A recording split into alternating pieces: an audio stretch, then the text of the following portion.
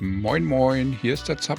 In dieser My Time at Sandrock Review bekommst du einen kleinen Einblick in das neue Sandbox RPG Crafting Spiel, das ein direkter Nachfolger des beliebten My Time at Portia ist. Ich erzähle dir, wie es sich spielt, was alles drin ist und am Ende gibt es eine Wertung von mir, aber vor allem möchte ich dir alle Infos geben, damit du für dich selbst entscheiden kannst, ob das Spiel dir Spaß machen könnte. Sandrock wird vom chinesisch-amerikanischen Studio Pathea Games entwickelt und selbst gepublished. Es handelt sich hier also um ein Indie-Game.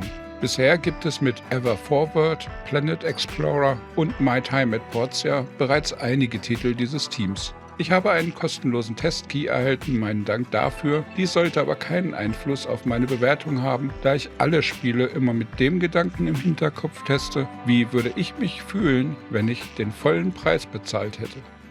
Hintergrund: Nachfolger von My Time at Portia. My Time at Sandrock ist die Weiterentwicklung von My Time at Portia. Dies ist ein ziemlich bekanntes Spiel, das bereits 2018 erstmals erschien. Es verknüpft Endzeitstimmung mit niedlicher Grafik, kindgerechte Story mit Bauernhof-Sim und Handwerker-Gameplay. Dabei bietet es auch noch allerlei ganz eigene Ideen und eine umfangreiche Story. Grob könnte man es auch mit Stardew Valley oder Harvest Moon vergleichen. Im Vordergrund stehen Sammeln, Crafting, zahlreiche Quests und soziale Beziehungen mit den Einwohnern der Stadt. Es gibt aber auch Kämpfe, Höhlen und Bergwerke, die wie Dungeons erkundet werden müssen und massenweise Events und Nebentätigkeiten.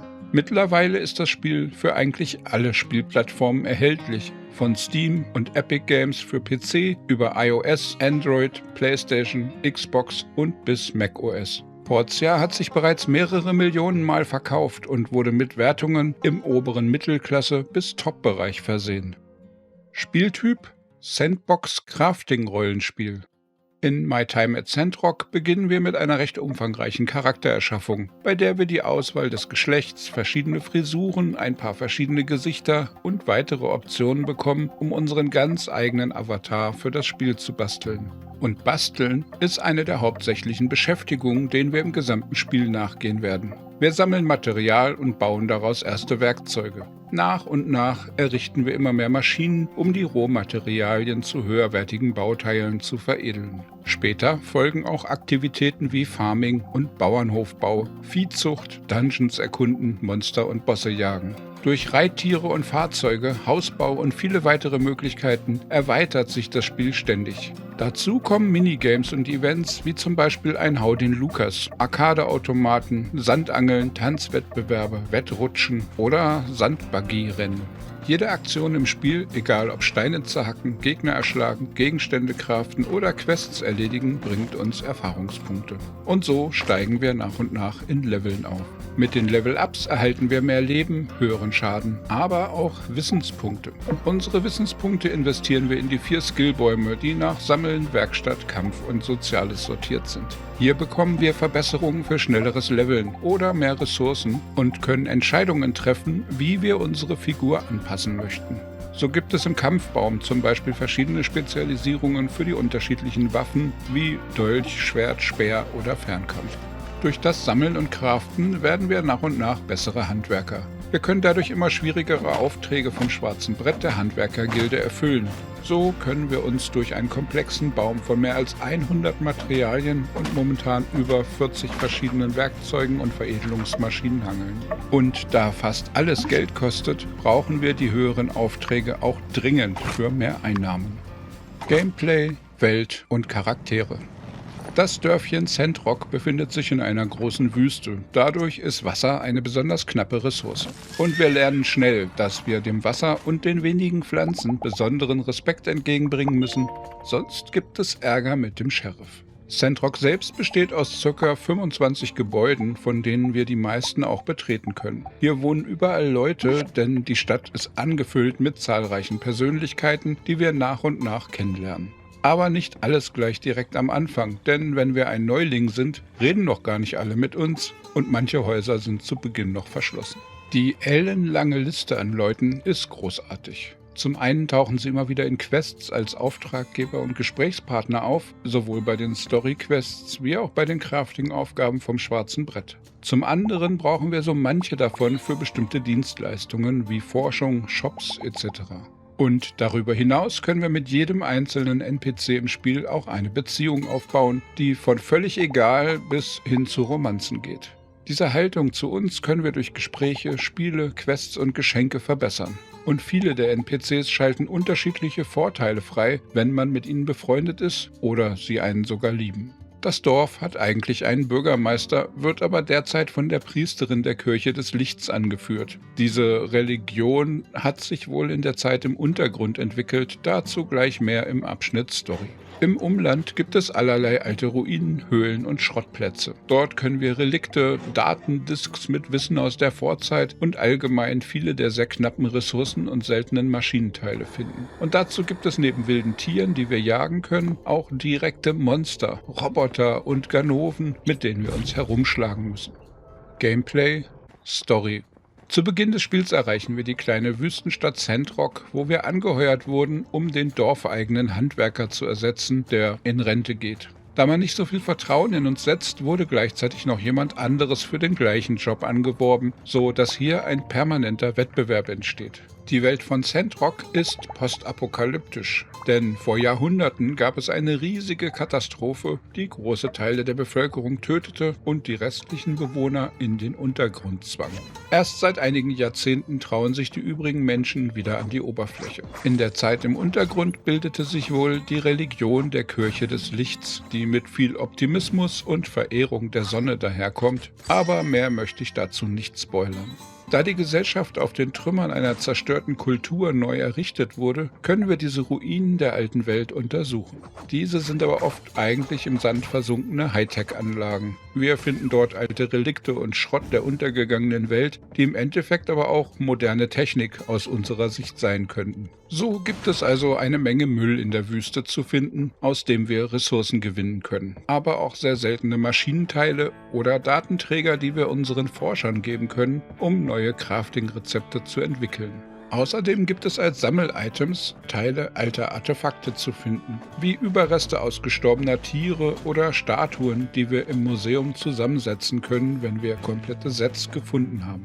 Es gibt eine große Hauptgeschichte, die uns durch die Welt führt, Einwohner genauer vorstellt und immer wieder neue Aufgaben mit sich bringt. Daneben bekommen wir zahlreiche Briefe in unseren Briefkasten, in dem alte Freunde oder Einwohner des Dorfes uns Nachrichten schicken und kleine Geschichten erzählen. Und dann gibt es auch allerlei Gesprächsthemen, wenn wir mit den Sandrockern direkt sprechen. Hier gibt es zusätzliche kleine Storys. Technik, Grafik, Sound.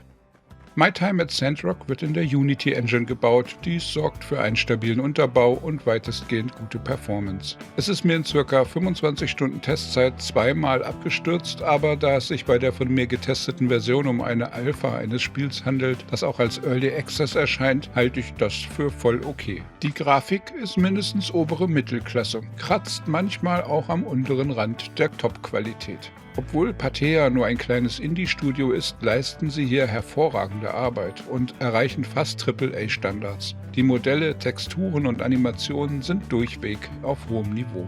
Im Optionsmenü haben wir zahlreiche Einstellmöglichkeiten im Angebot, um die Optik und den Spielablauf an unsere Vorlieben und eventuell schwächere Hardware anzupassen. Alle Eingaben sind für Tastatur und Maus, aber auch für Gamepad optimiert und komplett anpassbar.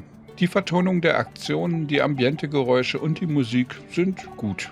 Nichts, wo man jetzt extrem überrascht die Ohren spitzt, aber ich hatte niemals das Gefühl, dass Geräusche fehlen würden. Sprachausgabe ist allerdings bisher noch nicht vorhanden. Ich habe aber bereits ein Teaser-Video gesehen, in dem zumindest Voice-Over der Dialoge in Englisch vorbereitet werden. Chinesisch ist auch in Arbeit, Deutsch wird es aber wohl nur als Untertitel geben. Das Spiel enthält eine riesige Menge an Text, Dialoge, Itembeschreibungen, Rezepte, Bücher, Briefe. Es gibt sehr, sehr viel zu lesen. Und diese Texte sind in insgesamt 10 Sprachen verfügbar. Neben Deutsch und Englisch sind Chinesisch in 2 Varianten, Französisch, Italienisch und Spanisch im Angebot, außerdem auch Russisch, Thai und Japanisch. Die deutsche und die englische Übersetzung hatten noch kleine Ecken und Kanten. Und es gab auch Bücher oder Tooltips, die noch gar nicht vorhanden waren. Aber das passiert eher selten und hat den Spielablauf nicht aufgehalten. Kickstarter, Early Access und Zustand des Spiels. My Time at Sandrock erschien als Early Access-Titel am 26.05.2022 für den PC auf Steam und bei Epic Games. Versionen für PlayStation und Xbox, Nintendo Switch, iOS, Android und macOS wird es mit hoher Wahrscheinlichkeit ebenfalls wieder geben.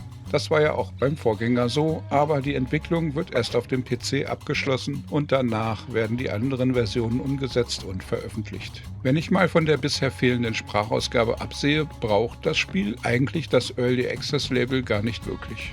Es ist sehr stabil, es ist bereits extrem umfangreich und mir sind jetzt auch keine wirklich gravierenden Content-Lücken aufgefallen. Ich gehe davon aus, dass man einfach noch so viele Pläne hat, das Spiel weiterzuentwickeln. Aber hier braucht man keine Sorge haben, dass man in eine kaum spielbare Baustelle investieren würde. My Time at Sandrock ist bereits zum Early Access Release Date ein vollständiges und gut spielbares Game.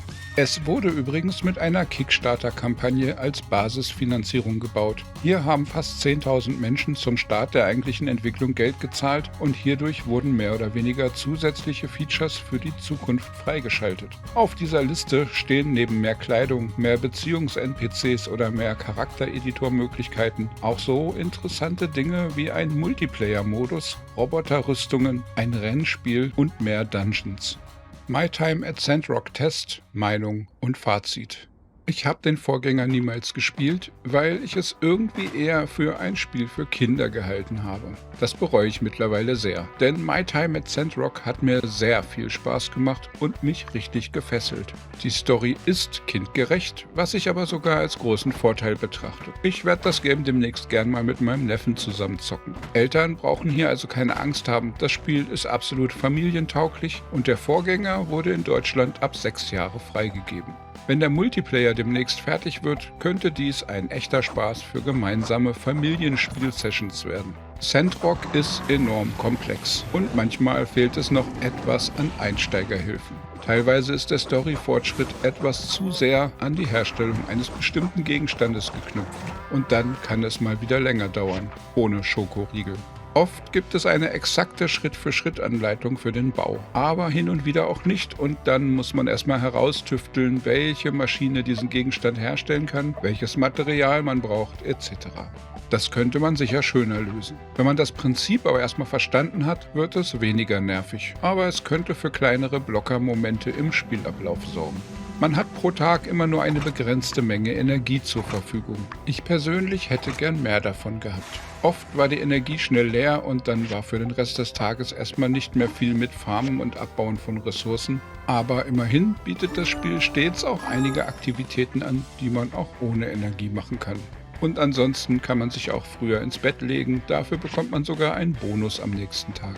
Der Umfang des Craftings hat mich genauso positiv überrascht wie auch die Story, der Detailgrad der Welt und die Vielfalt an verschiedenen Spielmechaniken. Es gibt das Sammeln und Craften, es gibt storylastige Teile, es gibt einiges an Sozialmechaniken und auch richtige Erkundungsaufgaben in Höhlen und Dungeons. Und mit den Freundschaften, vielen Skins und Klamotten, dem Ausbau des eigenen Hauses und den vielen Sammel-Items kann man sich vermutlich über Monate beschäftigen. Großartig etwas zu meckern habe ich sonst gar nicht. Das Spiel ist nicht perfekt, es gibt ein paar kleine Ecken im Inventory-System. Bisher sind manche Tooltips, Büchertexte oder Dialoge nicht hundertprozentig gut übersetzt, manche noch gar nicht enthalten. Es sind auch noch längst nicht alle Spielinhalte im Game, die die Entwickler geplant haben und das Balancing ist eventuell auch noch ausbaufähig. Aber insgesamt betrachtet bietet My Time at Sandrock bereits zum Early Access Release sehr viel mehr an Spielinhalten und Spaß als viele Vollpreis-AAA-Titel. My Time at Sandrock ist ein Sandbox-RPG-Diamant im Wüstensand. Nach mehr als 25 Stunden Testzeit habe ich nicht das Gefühl, das Spiel bald durchgespielt zu haben. Hier gehe ich also von locker 40 bis 50 Stunden Spielzeit als Minimum aus, mit kommenden Erweiterungen auch mehr. Ist My Time at Sandrock besser als My Time at Portia? Es ist eine Weiterentwicklung des bekannten und beliebten Systems. Es bietet neben einer komplett neuen Geschichte und neuen Orten auch allerlei Verbesserungen im Gameplay und völlig neue Features sind in Planung, wie zum Beispiel der Multiplayer-Modus. Meiner Meinung nach können Fans von My Time at Portia hier nichts falsch machen. Es gibt mehr von dem, was man liebte. Es ist das bewährte Konzept, ausgebaut, erweitert, mit einer neuen Welt und Story versehen und dazu noch allerlei Neues. My Time at Sandrock Review, Wertung. Für den Preis von 24,99 € oder Dollar bietet My Time at Sandrock bereits zum Early Access Release ein nahezu komplettes Spiel, das viele verschiedene Elemente aus RPG, Sandbox, Survival und Lebenssim-Games miteinander verknüpft. Für das tolle Konzept, die umfangreichen Features und die kindgerechte, aber auch trotzdem für Erwachsene ansprechende Story und Welt möchte ich eine Basiswertung von 90% vergeben. Minimale Lücken in der Übersetzung führen zu einem Abzug von 3%. Damit komme ich zu einer momentanen Endbewertung zum My Time at Sandrock Early Access Release Date von 87%. Da Pathea noch eine große Anzahl an zusätzlichen Inhalten geplant hat und das Spiel damit in den kommenden Monaten noch einige größere Updates erhalten dürfte, rechne ich damit, dass diese Wertung noch über 90% steigen könnte. Magst du gern komplexe Crafting-Systeme und familienfreundliche Spiele? Oder ist dir die Grafik von Sandrock zu niedlich und das Farmen nervt dich? Schreib mir gern deine Meinung in die Kommentare oder im Community-Discord unter zapzock.de/discord. Mehr Gaming-News, Spiele-Reviews und Guides findest du auf dem YouTube-Kanal oder unter zapzock.de. Daumen klicken, abonnieren und mit Freunden teilen kann bestimmt nicht schaden und dann wünsche ich dir einen tollen Tag. Ciao, ciao, dein Zap.